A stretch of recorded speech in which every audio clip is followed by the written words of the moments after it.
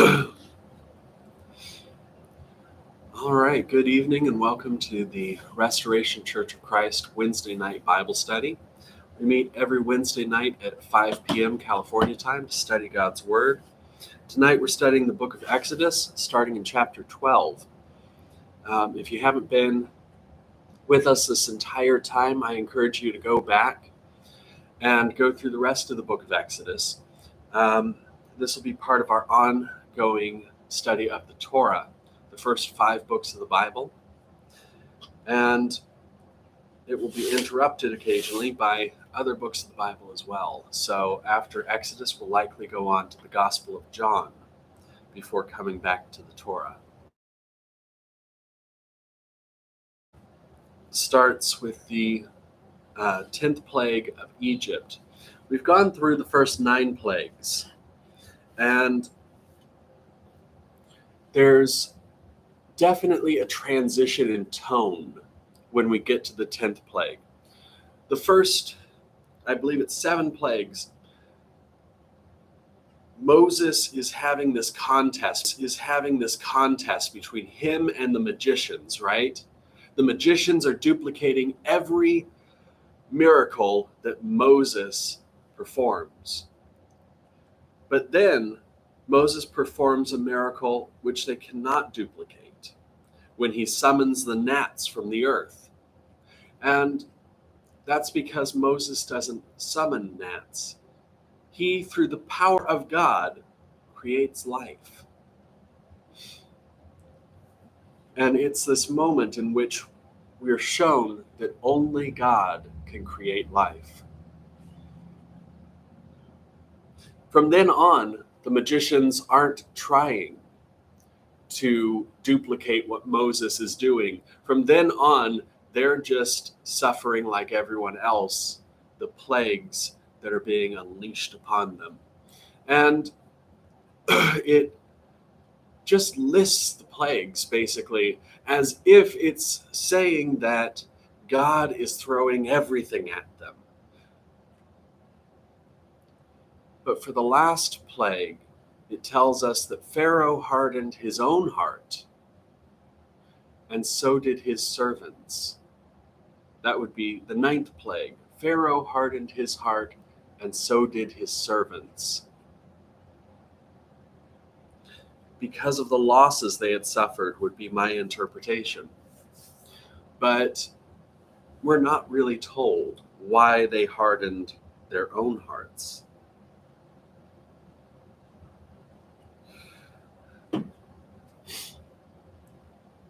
The 10th plague comes with a tremendous change in tone. So if you haven't found Exodus chapter 12 yet, that's where we're starting.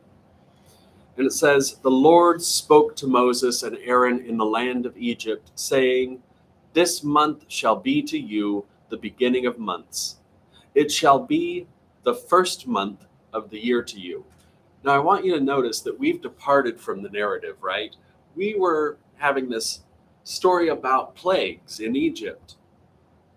But this is stated very differently. It says the Lord spoke to Moses and Aaron in the land of Egypt. It doesn't say when. Now, there's a hypothesis about the composition of the Bible, that in the time of Ezra, at the time when the Israelites returned from captivity in Babylon to the land of Israel, that Ezra, the priest, edited the Torah back together. Because where the Torah would have been kept would have been in the temple, but if you recall, the temple had been destroyed. And so Ezra the priest edited the Torah back together. Some of it in his time may have been put together from the stories that were told when the people of Israel were in Babylon, but other parts may have been preserved. But we know that it was rediscovered, according to the book of 2 Kings, when they re-entered the land of Israel. So this passage may be part of the oral tradition surrounding this story. It may be something that happened later and is being incorporated here as part of that editing process. In other words, this isn't necessarily less divinely inspired. What it is it's very heavily handedly showing the voice of the editor in editing this back together. That it may not originally have been at this location, but the editor feels like this is the best moment for it. The best moment to tell us that this is why the calendar works the way it does. It shall be to you the beginning of months. It shall be the first month of the year to you. Speak to all the congregation of Israel, saying, on the 10th day of this month, they shall take to them every man a lamb, according to their fathers' houses, a lamb for a household. And if the household is too little for a lamb, then he and his neighbor next to his house shall take one according to the number of the souls. You shall make your count for the lamb according to what everyone can eat. Your lamb shall be without defect, a male a year old. You shall take it from the sheep or from the goats. You shall keep it until the 14th day of the same month, and the whole assembly of the congregation of Israel shall kill it at the evening. And I want you to notice too, this is a lamb that may be taken from the sheep or the goats. In other words, lamb doesn't necessarily mean the species, it means the age. This is something that's different in Hebrew than it is in English. They shall take some of the blood and put it on 2 doorposts and on the lintel on the houses in which they shall eat it. They shall eat the meat in that night, roasted with fire with unleavened bread. They shall eat it with bitter herbs. Don't eat it raw nor boiled at all with water, but roasted with fire, with its head, its legs, and its inner parts. You shall let nothing of it remain until the morning, but that which remains of it until the morning you shall burn with fire. This is how you shall eat it, with your belt on your waist, your sandals on your feet, and your staff in your hand. And you shall eat it in haste. It is the Lord's Passover. This stood out to me the first time that I read it, which naturally was years ago.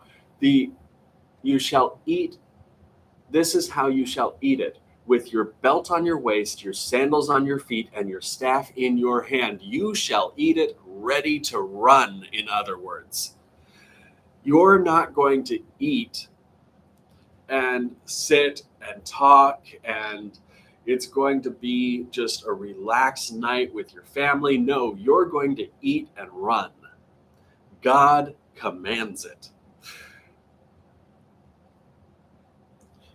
To commemorate the night of the Passover, to remember that Israel was a land formed of refugees who had to flee in the middle of the night. The Passover is observed as a meal eaten in haste. It says in verse 12, "For I will go through the land of Egypt in that night, and will strike all the firstborn in the land of Egypt, both man and animal. I will execute judgments against all the gods of Egypt. I am the Lord. The blood shall be to you for a token on the houses where you are. When I see the blood, I will pass over you, and no plague will be on you to destroy you when I strike the land of Egypt. This day shall be a memorial for you. You shall keep it as a feast to the Lord. You shall keep it as a feast throughout your generations by an ordinance forever. Now, today when we take the Lord's Supper, when we take communion, this is exactly what we're commemorating as Christians. It's not the same commandment to us, right? We have a different reason for observing this. We are observing it as Christians in remembrance of Christ. But to Christ, this was a meal in observance of the Lord saving Israel. And that's why he gave it to us as a tradition, as an ordinance, as a commandment. Do this in remembrance of me.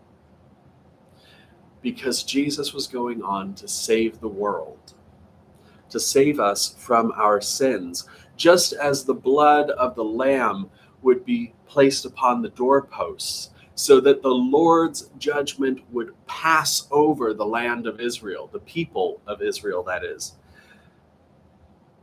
So too does the blood of Christ cover us, so that God's judgment passes over us when it comes. Verse 15, 7 days you shall eat the unleavened bread. Eat the first day, even the first day you shall put away yeast out of your houses. For whoever eats leavened bread from the first day until the seventh day, that soul shall be cut off from Israel. One thing that stood out to me is I wondered if people living in Israel today did this. And in fact, there are varying practices in Israel. One is that, yes, Orthodox Jews throw out the yeast in their homes. They literally take all of the leavened bread in their homes out into the street and burn it. And there is no yeast left in their homes. However, some non-Orthodox Jews living in Israel sell their bread. They literally sell it to their synagogue, and the synagogue sells it to this one Christian billionaire living in Israel. They sell it to him, and he places a deposit on it. And at the end of Passover, he gets his deposit back.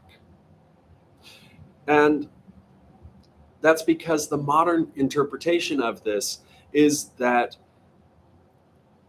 it's okay to have the bread, but you can't eat it and you can't own it. Because it would be a logistical nightmare for the entire nation of Israel today to get rid of all their bread and then after Passover bring it all back in. Unlike in Moses' day when they made their bread for the day. No one today is making bread every day. So this is already something that in our modern world doesn't really match up with the commandment that God gave, because no one lives this way anymore. But I have to think there's no reason why we couldn't live this way anymore. There's no reason that leaven, that is yeast, couldn't be destroyed in all the land of Israel and then bought from the neighbors around it. Except that the neighbors around Israel today are not terribly friendly to it.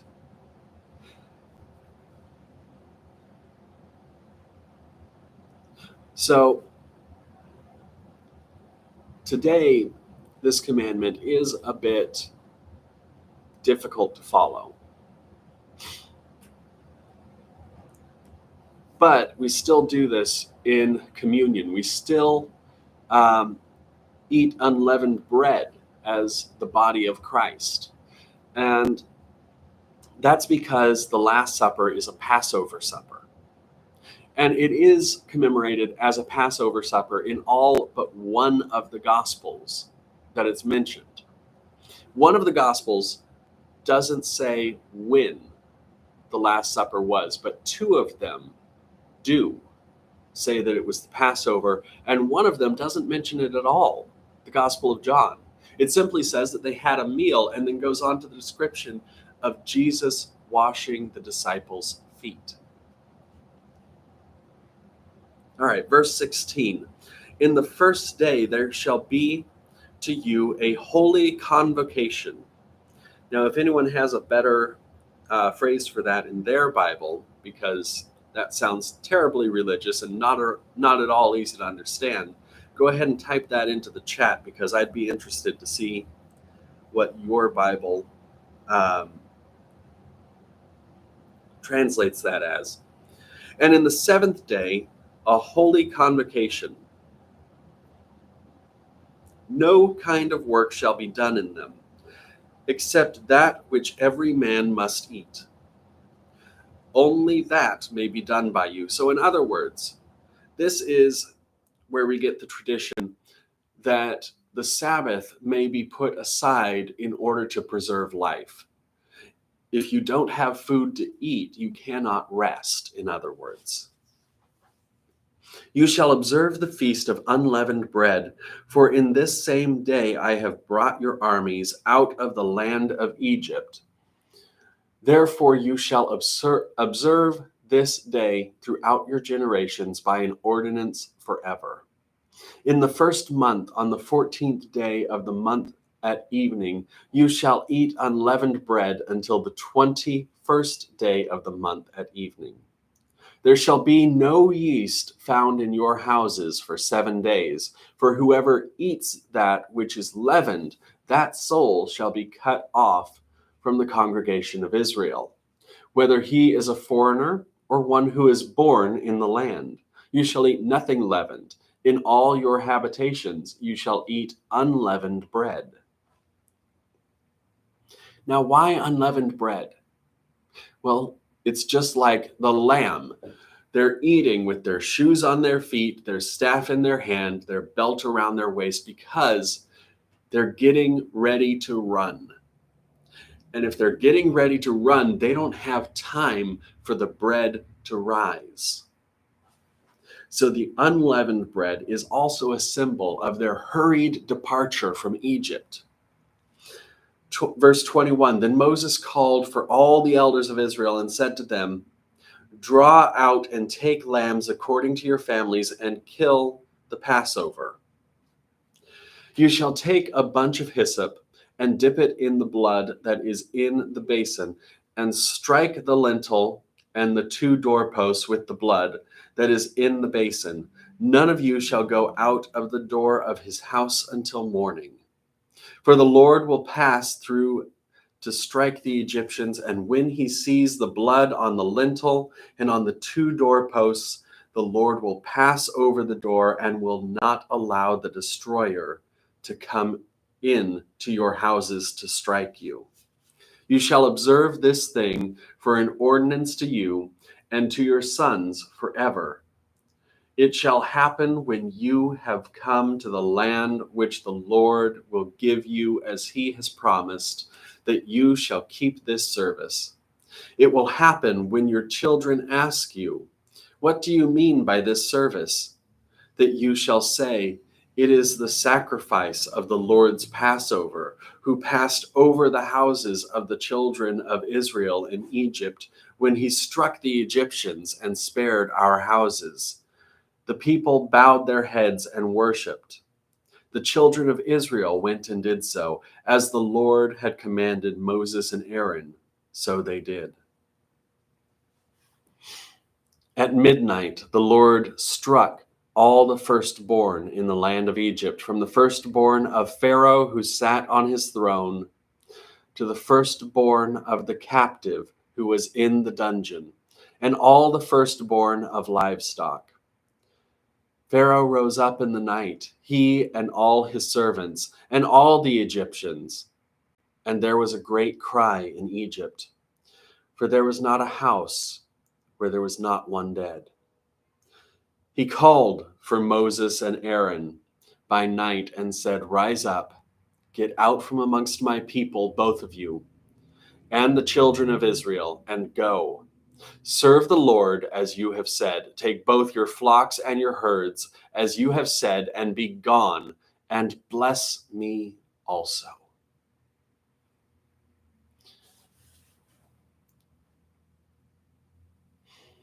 If you're like me, these are difficult words to read because they come with great mourning, and yet Pharaoh asks them to bless him.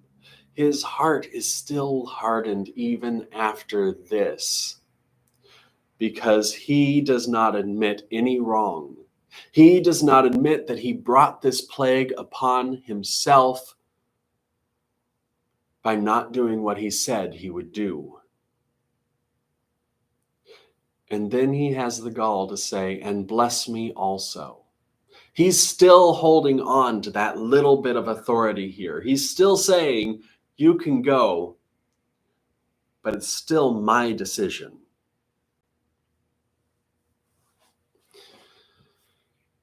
He will not bow to the God of the Hebrews. His heart is still too hard for that. Verse 33, the Egyptians were urgent with the people to send them out of the land in haste, for they said, we are all dead men. The people took their dough before it was leavened, their kneading troughs being bound up in their clothes on their shoulders. The children of Israel did according to the word of Moses, and they asked of the Egyptians jewels of silver and jewels of gold and clothing. The Lord gave the people favor in the sight of the Egyptians, so that they let them have what they asked. They plundered the Egyptians. Remember, God was saying that he would lead the people of Israel out by their armies. This isn't the kind of army that fights, by the way. And yet it is the kind of army that takes spoils, because God is the one fighting for them. Just like today, the church is not an army that goes out to fight. We do not promote violence. We do not promote hatred. We abhor violence. We abhor hatred. We abhor war in all of its forms. And this is how it should be, because nowhere in the Bible does God endorse war. And I want you to see in our further Bible studies that there will be wars, and it will appear that God is endorsing them. But just like with Pharaoh, that is because of the hardness of our hearts, not because of the will of God. Verse 37, the children of Israel traveled from Ramses to Succoth, about 600,000 on foot, who were men in addition to children. A mixed multitude went up also with them, with flocks, herds, and even very much livestock. Now, I want you to notice that number, 600,000. In that day, and we're talking around 1500 BC, maybe a little bit earlier. In that day, there would not have been 600,000 people in all of the land of Egypt. The number is an obscenely large number. The idea that the Egyptians kept 600,000 people as slaves is absurd on its face. But once again, numbers in Hebrew are rarely literal. 600,000, we'll start with the 6. 1, the world was created in 6 days, and there are 12 tribes of Israel. 6 is a number that talks about creation. Something is being created here. 7 would be a number which would symbolize its completion. So something is being created. In other words, the nation of Israel is being created. The 600,000 is just a very large number, but it represents the whole nation. And it represents, the reason that the number is so large is it represents the fulfillment of a promise. The promise God gave to Abraham that his descendants would be as numerous as the stars in the sky. Well, there's certainly more than 600,000 stars in the sky. We know that now. But if you were to ballpark guess, like you were looking at a jar of peanuts and saying, how many peanuts are in this jar? You know, maybe 600,000, maybe 6 million. But it's a number that's easy to read on the page in Hebrew. It's a number that is obscenely large and that makes sense when you read it symbolically. This represents the fulfillment of the promise, but it's only 600,000. It's not 700,000, nor is it 1.2 million. All right? This number doesn't represent the full fulfillment of the promise. In other words, it's a down payment on that promise. That the nation of Israel is being created this day. The promise God made to Abraham is starting to be fulfilled in this creation. Verse 39, they baked unleavened cakes of the dough which they brought out of Egypt, for it wasn't leavened because they were thrust out of Egypt and couldn't wait, and they had not prepared any food for themselves. Now, this is part of why I think that the list of commandments for the Passover should have taken place at a different part of this book, because I don't believe God gave them all the instructions up front. He told them to be ready to run, and they weren't ready. For they had not prepared any food for themselves. Now, the time that the children of Israel lived in Egypt was 430 years. At the end of 430 years, to the day, all of the Lord's armies went out from the land of Egypt. Now, I can't pass by this other number, 430 years. This number is fairly specific, isn't it? 430. 400, of course, is very similar to the 40 days that Noah is on the ark. It's a symbolic number. 40 being a number that represents something coming into full completion. For example, the destruction of the world took 40 days. But 430 years, why the 30? Well, if you remember, that's how long Moses spent in Midian while he was waiting to go back to Egypt. It was 30 years until the Lord called him back to Egypt.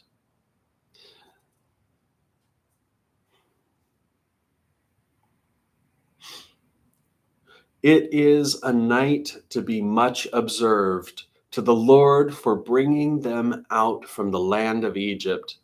That is that night of the Lord to be much observed by all the children of Israel throughout their generations.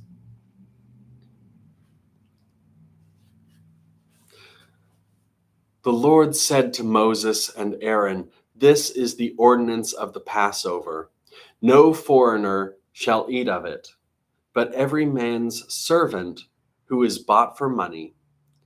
When you have circumcised him, then he shall eat of it." I think it's interesting here. The foreigner shall not eat of it, but if he's circumcised, he's not technically a foreigner, is he? Verse 45, a foreigner and a hired servant shall not eat of it. It must be eaten in one house. You shall not carry any of the meat outside of the house. Do not break any of its bones. All the congregation of Israel shall keep it. Once again, do not break any of its bones refers to, well, the Psalms refer back to this passage. They say that the Messiah, that none of his bones shall be broken. But here in Exodus, it refers to their running away in haste. Even their animals had to run in haste. Even their animals had to flee. And so you must remember this by not breaking any of the bones. All the congregation of Israel shall keep it. When a stranger lives as a foreigner, and this is another reason why I believe this portion came later, because it doesn't make sense for God to give them this commandment in Egypt. But it does make sense to incorporate it here in the story. So once again, this is the hand of the editor taking a commandment that came later and putting it as central in the story, so that when the story is told, the entire observance of the Passover will be kept, because it will be read at the same time.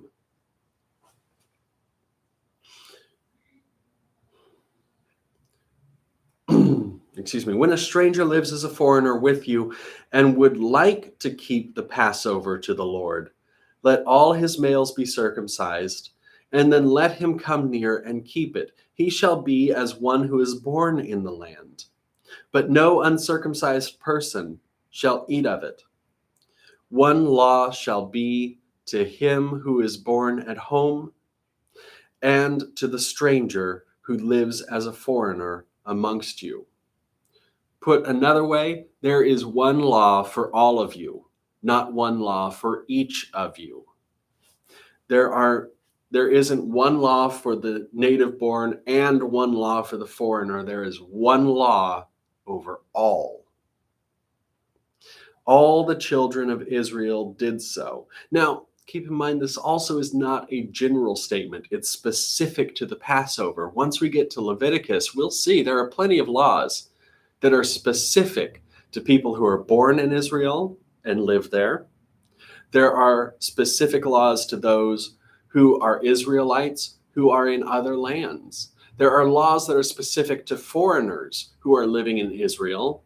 There are laws that are specific to foreigners who are passing through Israel. And ones that are specific to men and to women and to boys and to girls and to any other group you can imagine. There are laws, and I love this. There is one law specific to bisexuals, and there is another law that is specific to heterosexuals. Whatever category you fit into, there are laws in Leviticus and Exodus and Deuteronomy and Numbers as well that are specific to your specific group. But for the most part, well, before I say that, Maimonides, the famed rabbi of right around 1000 AD, once counted that there were 613 commandments in the Torah. Of those, 197 could be kept outside of the land of Israel without the temple. So how many commandments? And keep in mind, he's not saying that there are commandments in there specifically for foreigners. In other words, for us Christians. Because honestly, he doesn't care whether or not we're keeping those commandments. His count has nothing to do with that. But there are 197 commandments that can be kept to this day outside of the land of Israel.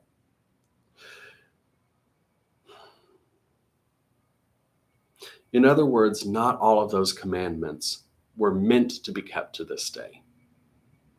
And not all of them are universal. In fact, most of them are not. So As we go through the Torah and we read commandments, do not think, oh, there's another one, I've got to keep that. Pay attention to who the commandment is given to and whether or not it says in the land of Israel, because quite a few of them are specific to those living in Israel. But here it says, for the Passover, one law shall be to him who is born at home and to the stranger who lives as a foreigner amongst you. All the children of Israel did so. As the Lord commanded Moses and Aaron, so they did. That same day, the Lord brought the children of Israel out of the land of Egypt by their armies. The Lord spoke to Moses. This is chapter 13, verse 1. I say, waiting for my Bible to turn the page, because electronics never like to do what they're supposed to. All right. The Lord spoke to Moses, saying, sanctify to me all the firstborn. Whatever opens the womb amongst the children of Israel, both of man and of animal, it is mine. Moses said to the people, remember this day in which you came out of Egypt, out of the houses of bondage, for by strength of hand the Lord brought you out from this place. No leavened bread shall be eaten. Today you go out in the month Abib. It shall be when the Lord brings you into the land of the Canaanite, and the Hittite, and the Amorite, and the Hivite, and the Jebusite, which he swore to your fathers to give you, a land flowing with milk and honey, that you shall keep this service in this month. 7 days you shall eat unleavened bread, and in the seventh day you shall be a feast to the Lord. Unleavened bread shall be eaten throughout the 7 days, and no leavened bread shall be seen with you. No yeast shall be seen with you within all your borders. You shall tell your son in that day, saying, it is because of that which the Lord did for me when I came out of Egypt. It shall be for a sign to you on your hand, and for a memorial between your eyes, that the Lord's law may be in your mouth. For with a strong hand the Lord has brought you out of Egypt. You shall therefore keep this ordinance in this season from year to year. It shall be when the Lord brings you into the land of the Canaanite, as he swore to you and to your fathers, and will give it to you, that you shall set apart to the Lord all that opens the womb, and every firstborn that comes from an animal which you have. The males shall be the Lord's. Every firstborn of a donkey you shall redeem with a lamb. And if you will not redeem it, then you shall break its neck. And you shall redeem all the firstborn of man amongst your sons. Now here, redeem means buy back. In other words, you give your firstborn to God, and then you have to buy them back so that they can live.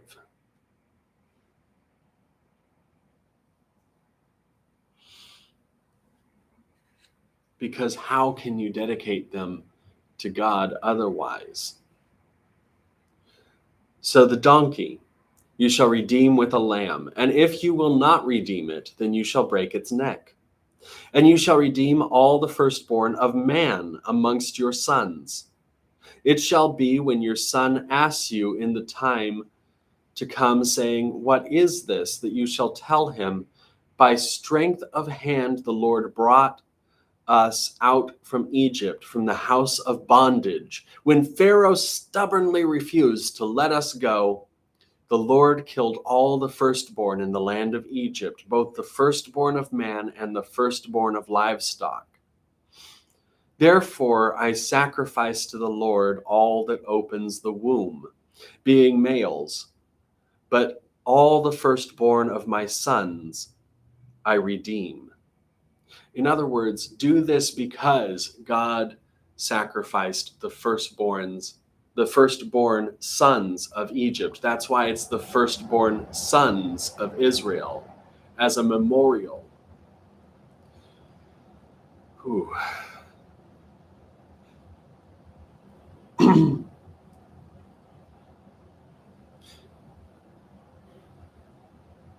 It shall be a sign on your hand and for the symbols between your eyes. For by strength of hand the Lord brought us out of Egypt. And I think if you're like me, you're thinking back to Genesis, you're thinking back to Abraham and Isaac, and thinking of the Lord telling Abraham, go to this mountain that I'll show you and sacrifice your son Isaac there on an altar. And Abraham took his son to the altar, and when his son asked him, where are we going? Where is the sacrifice for the Lord? And Abraham told him, God himself will provide the sacrifice.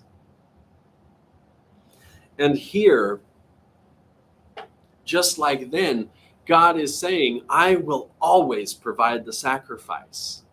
But just like Abraham, you are going to redeem your son with an offering.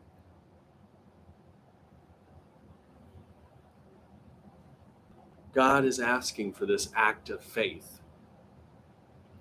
Verse 17, when Pharaoh had let the people go, God didn't lead them by the way of the land of the Philistines, although that was near. For God said, lest perhaps the people change their minds when they see war and they return to Egypt. In other words, if they go up, and the land of the Philistines is present-day Gaza. So if you were to go up from Egypt, if you start out in Egypt and you go up through the Sinai, you would go up through Gaza. That would take them the whole way by land, right? So you would go up through Sinai and then through Gaza and then into the land of Israel. But God is saying, if they go through the land of the Philistines, they will see war and they may turn around. Because even though they are the army of God, God didn't design his army for war. He didn't call them to it. He didn't train them for it. But God led the people around by the way of the wilderness. That would be the Negev, the desert. And if you've ever seen, I encourage you to look up pictures of the Negev. It is a barren wasteland. Now, of course, in that day, the climate would have been somewhat more habitable than today. But it is still, even then, it would have been very difficult to inhabit and almost certainly impossible for 600,000 people to inhabit, when even in the land of Egypt, a land where agriculture is easy, they didn't have 600,000 people, but wanderers in the desert?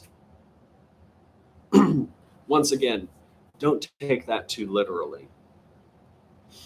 But God led the people around by the way of the wilderness, by the Red Sea, and the children of Israel went up, armed out of the land of Egypt.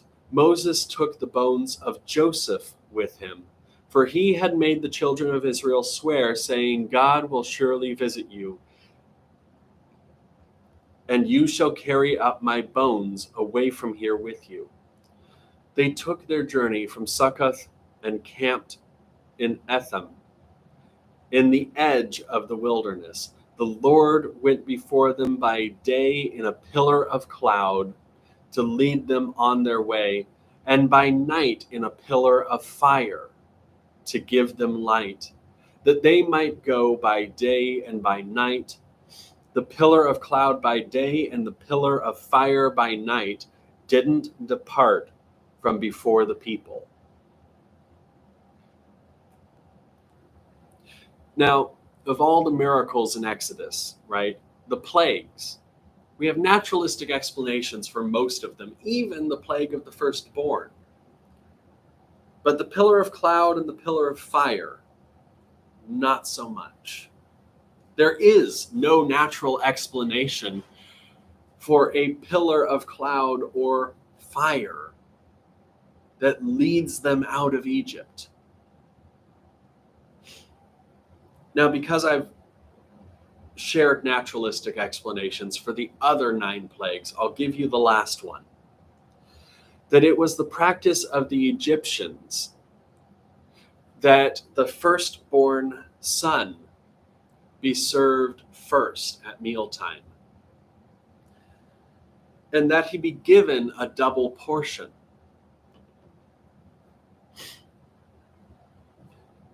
And they stored their grain in earthen jars in their houses. Well, keep in mind that there had been a plague of hail. There had been rain, there had been frogs, there had been flies, and that topmost layer of grain had likely molded. And of course, when mold first starts, you don't see it. It's invisible. But there would have been a black mold on the grain, and that black mold would have been served to the firstborn.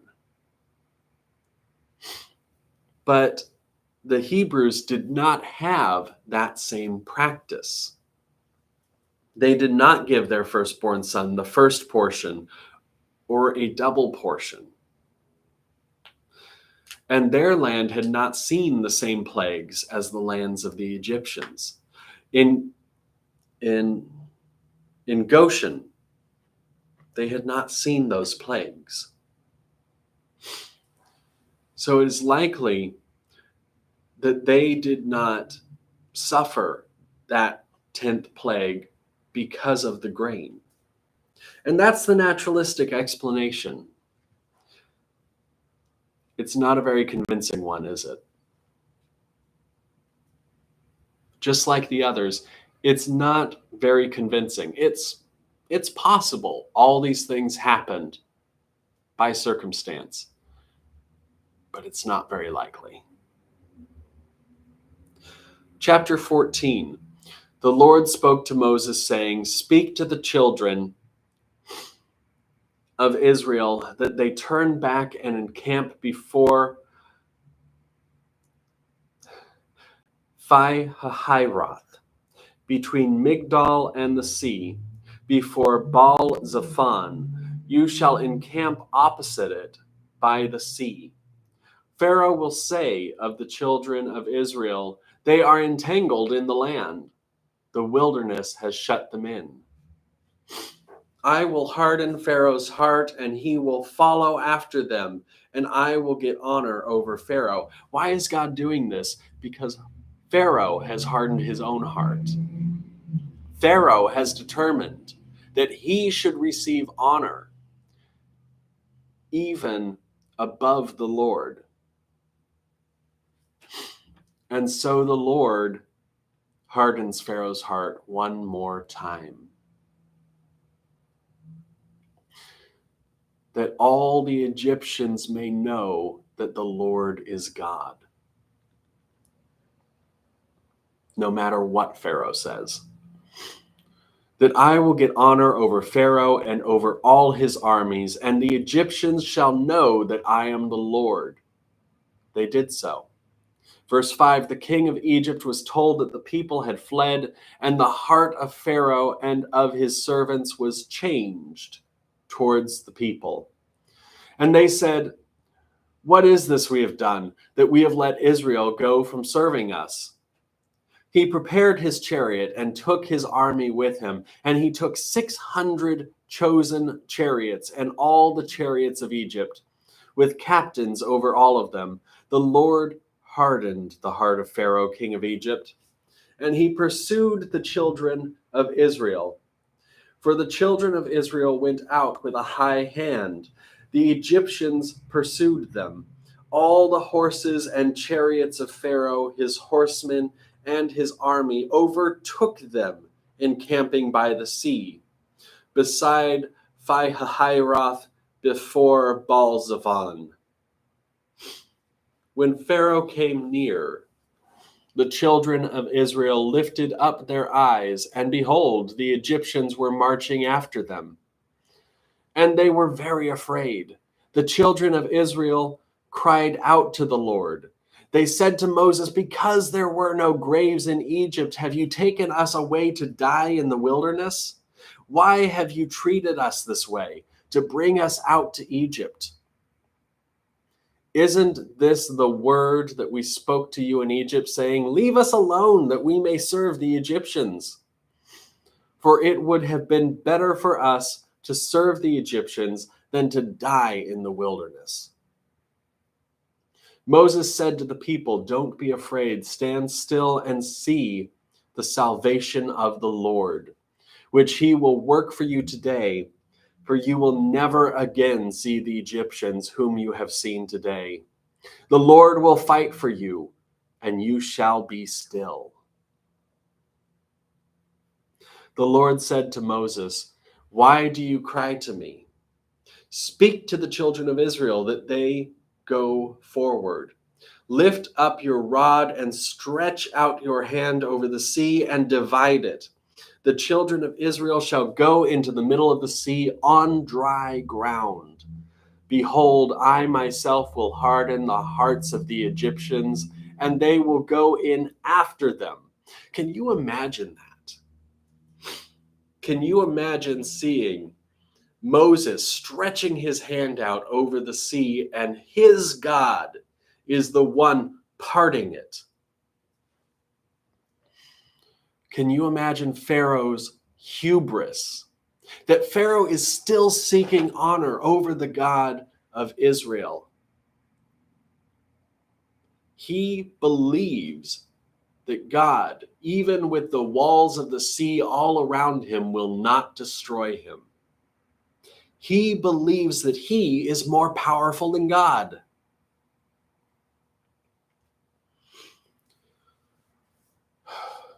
Well, God has a word for Pharaoh, and he has a word for those who believe that they are more powerful than God. We still have people like this today, that they would persecute the people of God and say, because we are greater than their God.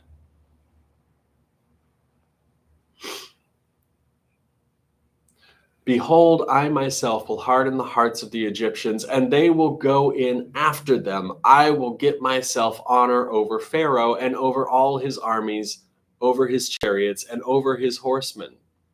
The Egyptians shall know that I am the Lord when I have gotten myself honor over Pharaoh, over his chariots, and over his horsemen. The angel of God who went before the camp of Israel moved and went behind them, and the pillar of cloud moved before them and stood behind them. It came between the camp of Egypt and the camp of Israel. There was the cloud and the darkness, yet it gave light by night. One didn't come near the other all night. So you have these two armies standing across from one another, and God simply sends his angel right in the middle and stands between them and does not allow them to fight.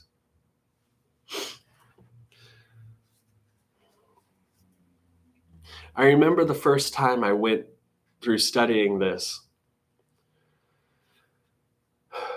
and the preacher that I was studying with said to me, "Have you ever seen a light at night? A bright light at night, and you can't see anything that's behind it." If you've ever been hiking at night, and by the way, don't go hiking at night, that's dangerous. But if you've ever been hiking at night and you've seen someone else and they have a flashlight coming in the other direction, you know that you can't see them. You can only see their flashlight. And that's how it is between these two armies. There is a pillar of fire between them. And so Pharaoh's army, looking at the children of Israel, he can't see them because there is a pillar of fire that is shining light towards them, and they can't see anything behind it. This is the perfect situation for Israel to flee. The army of Pharaoh doesn't know where they are. So the angel who went before the camp of Israel moved and went behind them, and the pillar of cloud moved from before them and stood behind them. It came between the camp of Egypt and the camp of Israel. There was the cloud and the darkness, yet it gave light by night. One didn't come near the other all night. Moses stretched out his hand over the sea, and the Lord caused the sea to go back by a strong east wind all night and made the sea dry land. Now, once again, there's no naturalistic explanation for this. There's a strong east wind, and yet there's a cloud to the west behind them. And that cloud's not moving. There's a wind strong enough to clear the water of the sea, but behind them the cloud is still.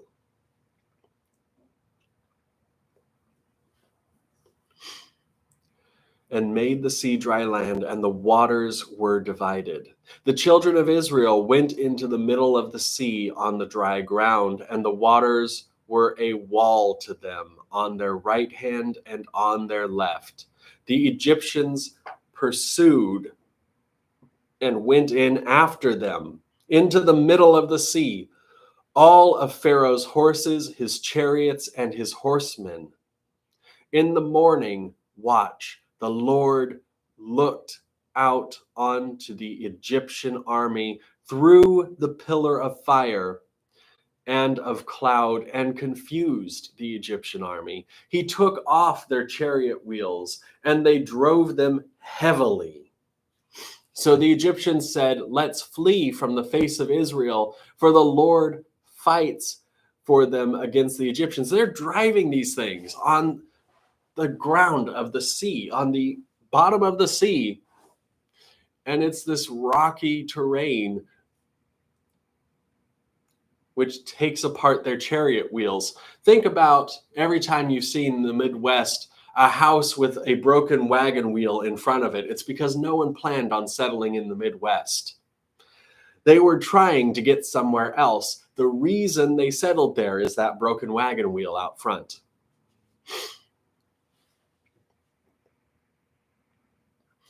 It just comes apart because there's no road. They made their chariot wheels of wood and metal. And the ground on which they're driving their chariots is so rough, it just takes the wheels apart. You can see this. That's why it says, you can see it in your head. In the morning, watch. The Lord looked out on the Egyptian army through the pillar of fire and cloud and confused the Egyptian army. He took off their chariot wheels and they drove them heavily. By heavily, he means it's dragging the chassis along the ground. So that the Egyptians said, "Let's flee from the face of Israel, for the Lord fights for them against the Egyptians." The Lord said to Moses, "Stretch out your hand over the sea, that the waters may come again on the Egyptians, on their chariots, and on their horsemen." Moses stretched out his hand over the sea, and the sea returned to its strength when the morning appeared. And the Egyptians fled against it. The Lord overthrew the Egyptians in the middle of the sea. The waters returned and covered the chariots and the horsemen, even all Pharaoh's army that went in after them into the sea. There remained not so much as one of them. But the children of Israel walked on dry land in the middle of the sea, and the waters were a wall to them, on their right hand and on their left. Thus the Lord saved Israel that day out of the hand of the Egyptians, and Israel saw the Egyptians dead on the seashore. Israel saw the great work which the Lord did to the Egyptians, and the people feared the Lord, that they believed in the Lord and in his servant Moses.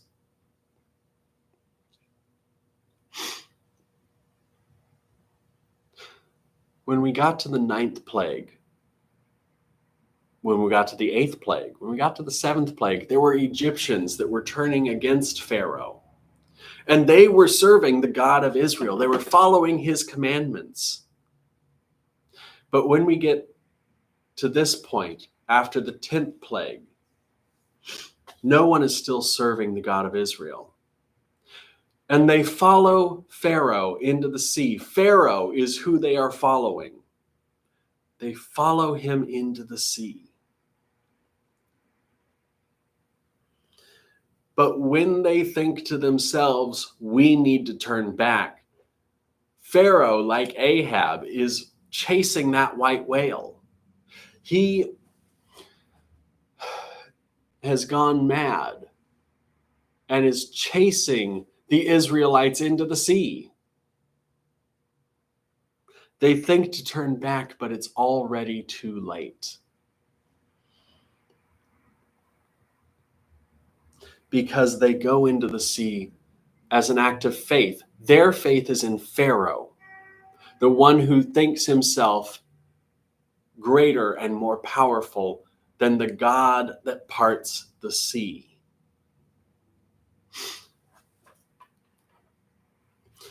By faith, the people of Israel walk into the sea on dry land. By faith, they cross it. This isn't a contest of man versus God. This is a commentary about where we put our faith. Do we put it in God, or do we put it into kings and chariots and horses and manpower? If we put it into manpower, then God has a harsh lesson for us. But if we put our faith in God, then God will see us through, even if he has to part the sea to do it.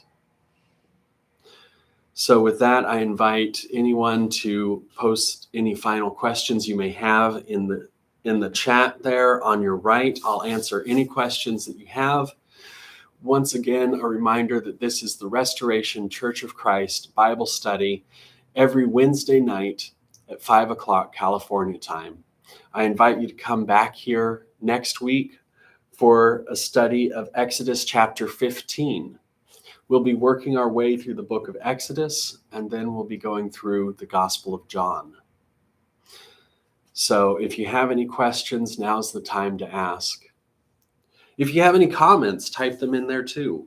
You know, if you got a completely different lesson out of this reading, type it in the chat. Let me know. Or maybe you don't feel like typing in the chat. And keep in mind, the chat doesn't stick around. It disappears once I close this session.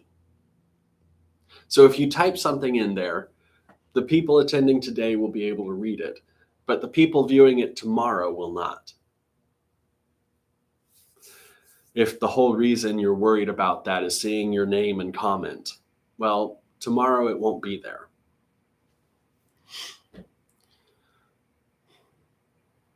All right, if there are no questions, then I bid you all good night. God bless you, and may his peace be with you until we meet again. Good night.